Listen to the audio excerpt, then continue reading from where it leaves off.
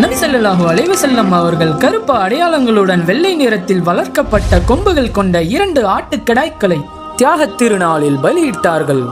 அப்பொழுது அவர்களின் முகம் கிப்லாவை முன்னோக்கி இருக்கும். நபி இப்ராஹிம் அவர்களின் மார்க்கத்தை பின்பற்றி தியாக திருநாளை முழுமையாக்கினார்கள்.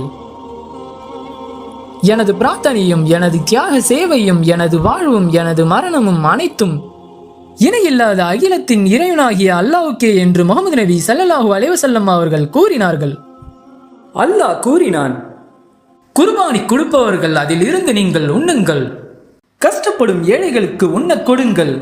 அல் குர்ஆன் அத்தியாயம் 22-28. நபி ஸல்லல்லாஹு அலைஹி வஸல்லம் அவர்கள் அல்லாஹ்வின் பெயரால் துவங்குகின்றேன் என்று சொல்லிக்கொண்டு மேலும் அல்லாஹ் மிக பெரியவன் என்று சொல்லிக்கொண்ட பின்னர் தியாகம் செய்தார்கள். இது போன்ற அனிமேஷன் வீடியோஸ் பார்க்க இஸ்லாம் யூனிவர்ஸ் அனிமேஷன் சேனலை சப்ஸ்கிரைப் பண்ணுங்க. மேலும் உங்களுக்கு பிடிச்ச தலைப்பை கமெண்ட் பாக்ஸ்ல கமெண்ட் பண்ணுங்க. விரைவில் அந்த தலைப்பை அனிமேஷன்ல பார்த்து மகிழுங்க. திருமறை குர்ஆன் இப்பொழுது ஃப்ரீ டெலிவரியில கிடைக்குதுங்க, வாங்கி பயனடையுங்கள்.